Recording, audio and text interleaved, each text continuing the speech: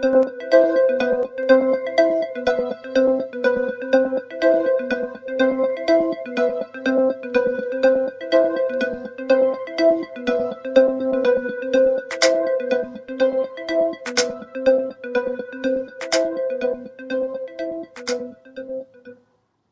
everybody, it's Angelica Pina Perez here for episode 3 of our Invisibility podcast series. This month, April 8th, 2018, is a bit of what I'm calling a radical ramble. It's more like a critically reflective, creative, cognitive walk of sorts for definitely my pleasure, hopefully for yours as well. Not really with a definitive route. That's kind of how I like to think of it, but it might come off sounding a bit more just like some radical ramblings of an expressive arts practitioner talking to herself. Either way, both are legitimate because I'm trying to kind of think about things in a different way, rejecting a certain and problematic type of expressive arts practice that pays a lot of lip service to inclusivity, but doesn't place enough emphasis on intersectionality in all its forms, right? In practice and as a definition, or even a way of practicing or thinking about the arts themselves, and the people who we use them with and the people who use them, and how we use them together. So the thing about intersectionality is it's how I live, so it's how I practice, right? So it's not a lens that I can put on or take off.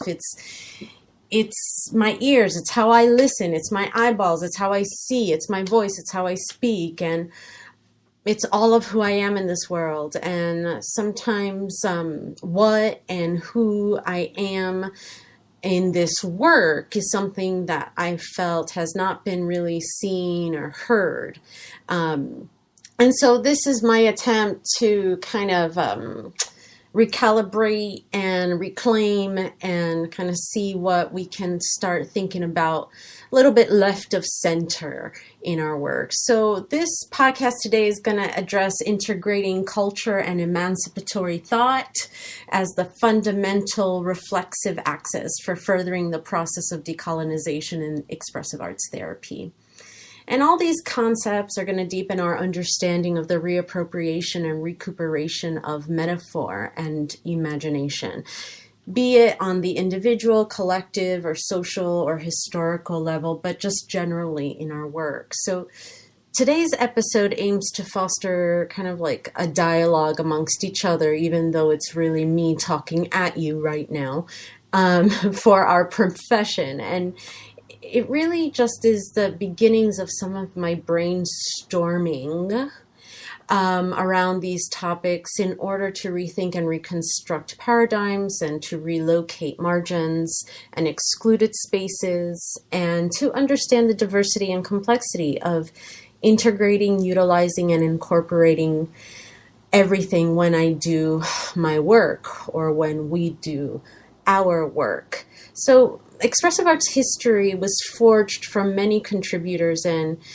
interferences due to the quantity and diversity of the sources we tend to, quote, draw from, as well as the fragmentary way our history has been told and taught based on elevating the specializations, really, like music, art, drama, dance, etc. And the methods of recuperation and analysis of this narrative process are essential in order to decolonize our minds and our imaginations, which poses a direct challenge to the expressive therapies as a collection of forms or modes, to listen to this call to action, to center the expressive arts as a whole from which they have dissected their part from.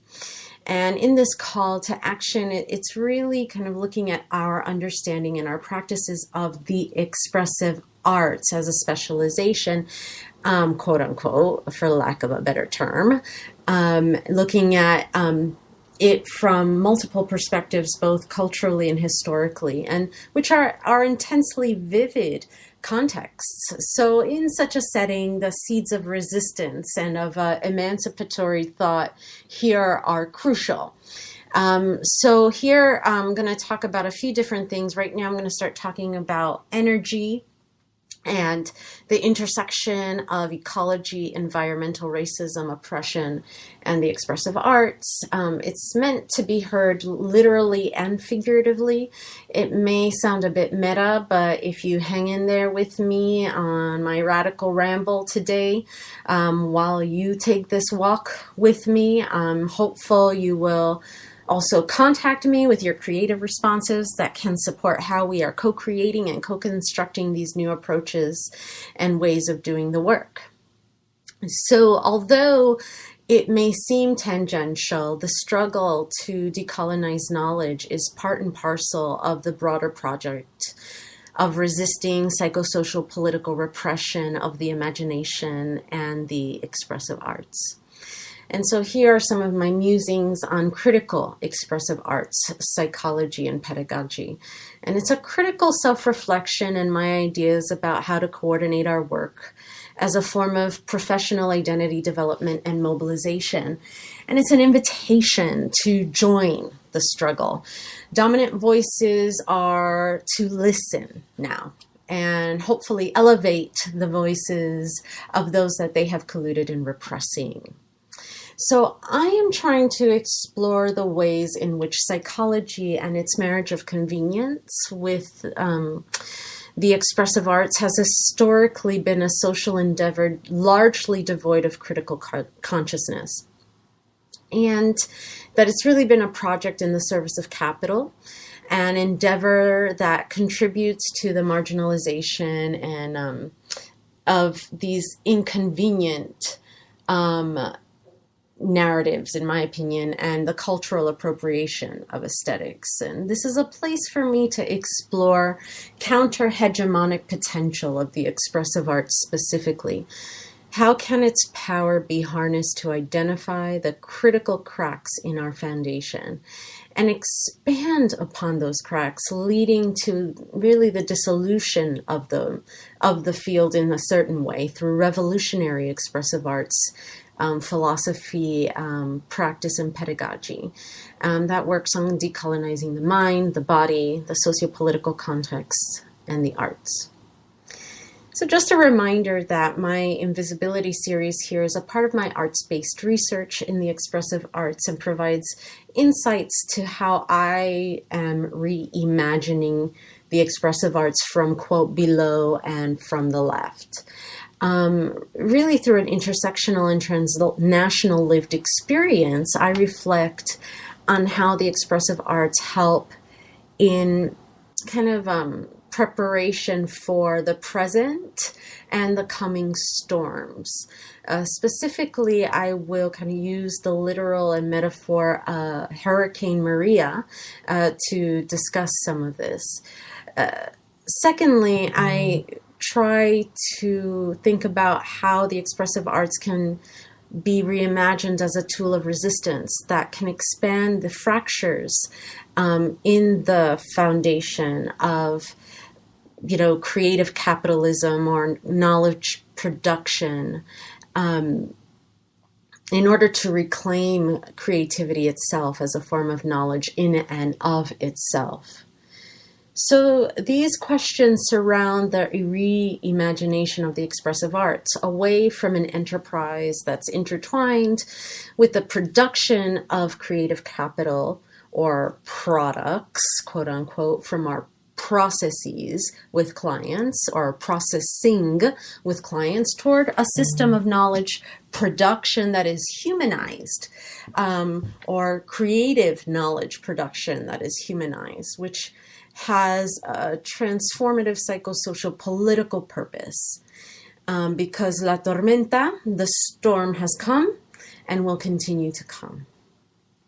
So these storms are not simply increasing in prevalence, like the storms we associate with climate change, like Hurricane Maria, but rather the the social, the ecological, the economic, the political contradictions and crises that are interconnected with what grassroots movements are calling climate chaos, and what I am calling by extension creative climate chaos. How can these discourses enlarge these cracks in the drought-ridden ground of our expressive arts therapy principles and practices, undercutting what is hegemonic and allowing for alternative visions of the world to sprout? So my call to action is that we speak with others about revolution and rebelliousness, and organize where we are in ourselves, in our minds, and in our neighborhoods, in our research centers, in your universities, in your internship sites, in your places of work, and in your personal relationships. And this is a call for expressive arts therapists to organize and to create new organizational systems for aiding grassroots struggles. We will not exchange truth for the lies that we've been told. We know that our work is powerful, but I ask us to be even better by working in collectives in order to reclaim power and the narrative. We must name those who are responsible for the problems that we have, not just in our world, but in our profession. Who are the really guilty ones? We need to be the ones, who speak to truth, who speak truth to power, to be honest. And this might and has consequences, has for me, of alienation and feeling or being dismissed, where your work is, or my work has felt undervalued, underfunded, and not necessarily published in peer-reviewed journals. But I'm just here to remind you, you don't have to give up because of that. It's time to be awake, vigilant, and not lose love for our struggle. We must work every day to build our collective future and to keep doing the work on the interconnections of the expressive arts and how we reimagine our world together as expressive arts therapists. So it's really a kind of a talk about replacing and rebuilding, right? And I've been thinking a lot about Puerto Rico and Puerto Rico as a metaphor and what's going on there. And this is not to dismiss the severity of the significant challenges the island and its inhabitants and current refugees and the and the Latinx diaspora and descendants of Puerto Rican heritage are facing on a day-to-day basis today. I'm utilizing the metaphor to demonstrate the severity of how we are replicating systems that prevent true liberation, both psychologically and sociopolitically, by remembering Puerto Rico and hopefully inspiring action on multiple levels. So the magnitude of the devastation and the trauma to Puerto Rico's electric power grid, both internal and external, presents an unprecedented opportunity to rebuild and transform that power grid, right? To transform the system rather than replace the system. So this has made me think of it as a metaphor for self-care, how we work as clinicians, and especially clinicians of color in predominantly a white field, that our work is compounds, right? It's compounded and it stresses us to the point of crumbling. And yet we keep functioning on with our resiliency and our will. We do not quit. We cannot quit. We do not stop. We do not take a break. We cannot escape. Just like the people on the island have to face every day what they're facing. There's no out. But yet, if we think of ourselves as trapped, or if they think of themselves as trapped, right? What options do we have? I mean, our reality is there and everywhere. It's within and without. So what are we to do? Where are we to go? Do we stay trapped? So we have a word, and it's called adelante. We say adelante or pa'lante. It's to move forward, to keep moving. And yet this is really misinterpreted and misunderstood in our profession and our culture, meaning Western, meaning US, meaning the dominant narrative in the profession and the dominant culture that has created a system that profits off of stopping and reflecting because of a tempo that it has created as rushed, right? And so while, quote, slowing down is what is suggested, that's really a veil for stopping, and that self-care is packaged in this classist marketing like vacations or sexist messages of pampering or racist understandings of time and practices of time, and really kind of awful understandings of what our responsibilities as Latinos to our families and to communities, our ties to them are.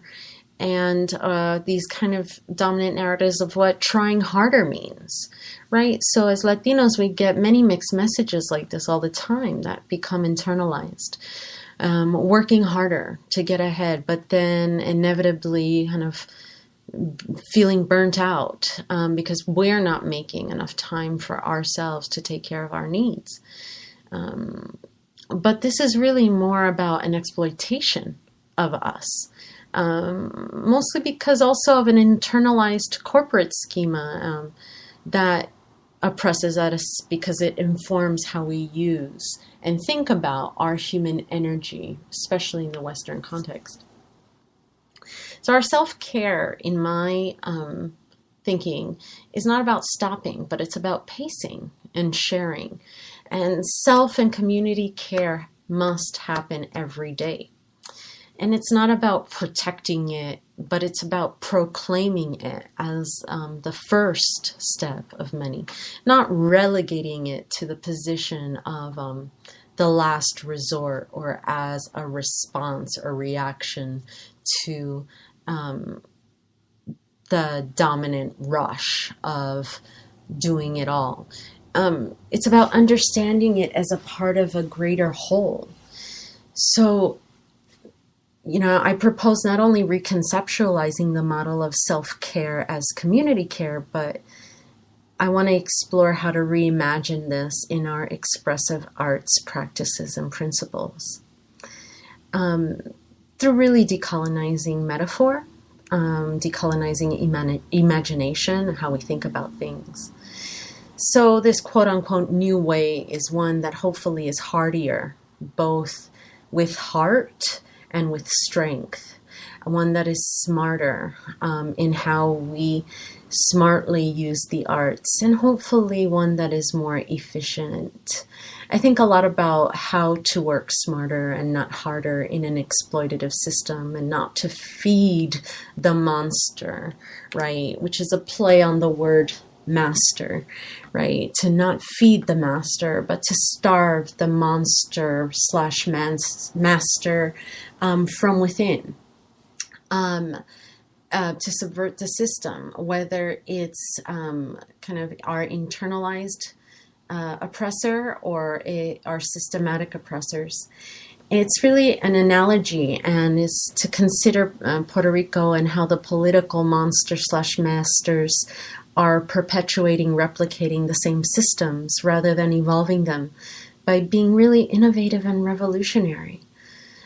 Because instead of listening to people on the ground, quote unquote, another metaphor that I'll adjust later, they are in their own world, in it for themselves, and continuing to redesign it for themselves. So let's think about how to do this, how to decolonize our mind and imagination. I was thinking about a lot about the Puerto Rican electronic power grid and thinking about how it was knocked out after Hurricane Maria and how many people still, more than 6 months later, are dying and without power, and learning to live without electricity and what that means. So I want to think about transformed electronic or electric power systems and as one that is redesigned with the resiliency to withstand the future storms, right? Which is the conversation that's being had right now. How do we rebuild in the face of the next hurricane?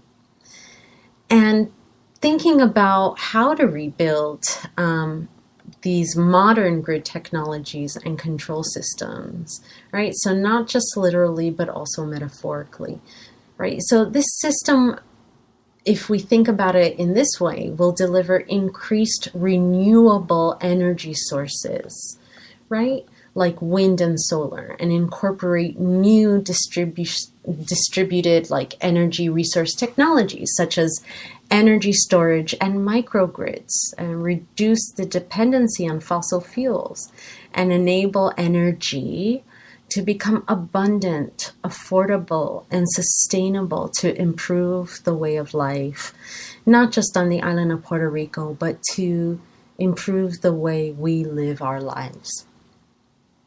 Another way to think about this is kind of reimagining building bridges, right? So we talk a lot about building infrastructure, quote unquote, both external and internal, in order to increase communication, connection, flow, and access. But infrastructure must be regularly inspected and meticulously maintained, even expanded, right? Even in our work with things like self-care and community care, therapy, lifestyle choices. Unfortunately, infrastructure can be at best taken for granted and neglected.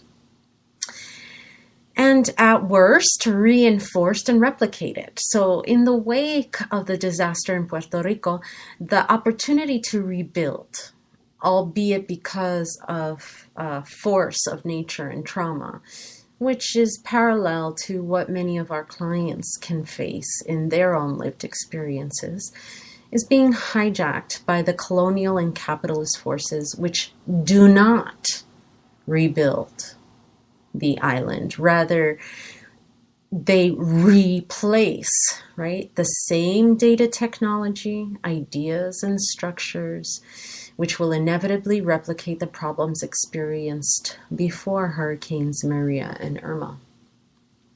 And so then what happens, right? Recovery efforts become really a process of, quote, covering again and again and again, thereby perpetuating an insidious cycle of all kinds of abuses. Relapses and regressions are therefore built into the system, our internal system and our external systems, and therefore relapses and regressions are inevitable. Repression is inevitable in this way.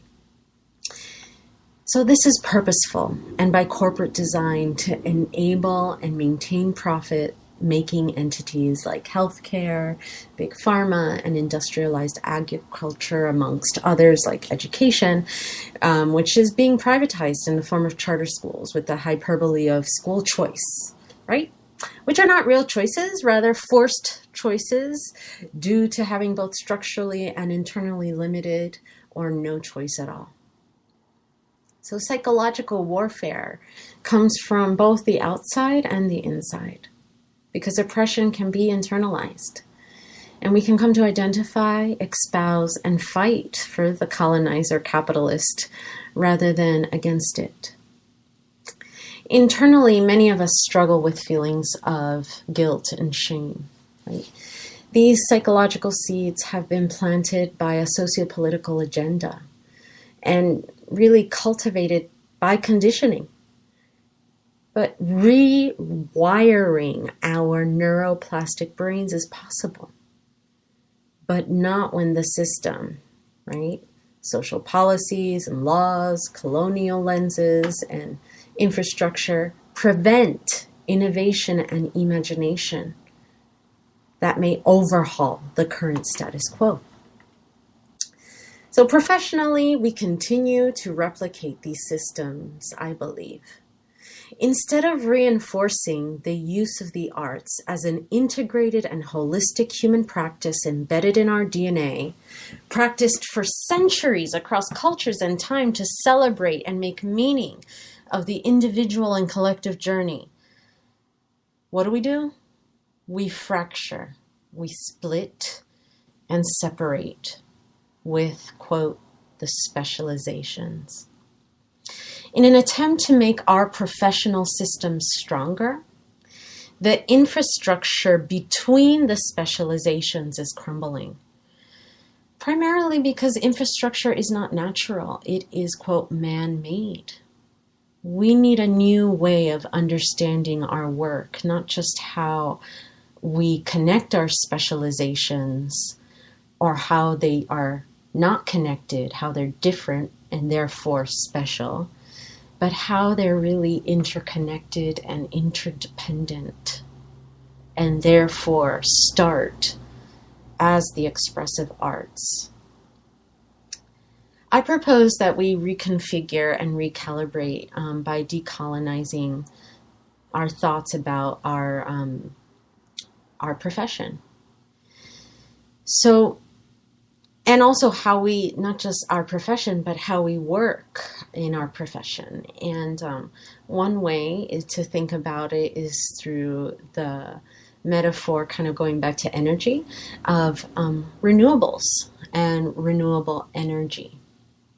So, the future is full of things called solar panels and virtual clouds, right? The cross-pollination of environment and technology to understand our world and our lived experiences, specifically as they relate to how we practice self-care and our work in the specializations. A solar battery, right, is one of the key ingredients in a solar microgrid. Maybe these are alternative ways to see ourselves, each other, and our clients, alternative metaphors, alternative vocabulary that are decolonized. Maybe. I'm not sure. I'm curious to hear what you think.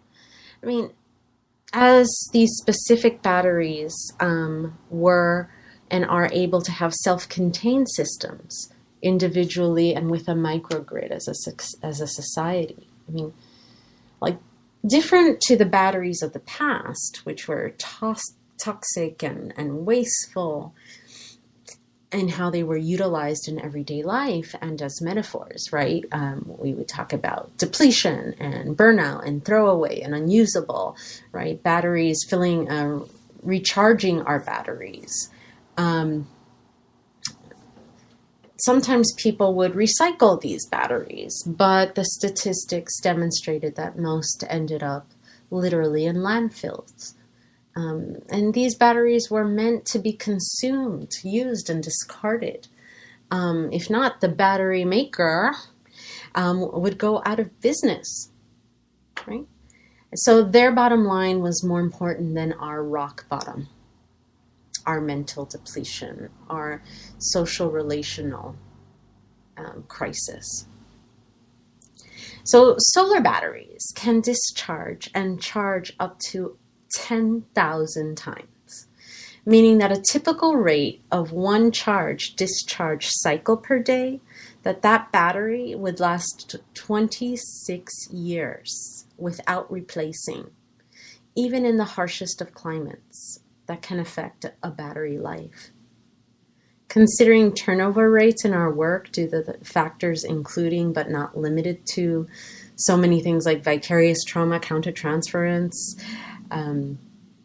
limited resources, time management, increasing workloads, this metaphor to me is appealing. And so we can work smarter as a smart grid and not harder as a bridge builder.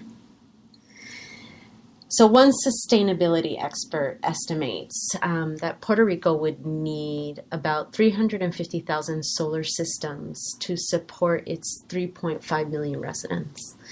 But actually, that's not totally accurate. A residential solar system, meaning individuals or families, often can collect more energy than they need if they have their own solar panels. And this excess energy could be pooled into what's called a virtual power plant, meaning our community. So unlike a standard power plant, which ships energy from a single place, meaning one person or the dominant narrative or one agency, a virtual power plant consists of hundreds, if not thousands, of sources, all feeding power to the greater community. So like in Europe, a community of 10,000 residential solar microgrids produces as much energy as all the coal plants in Texas and West Virginia, America's top 2 leaders in coal power production.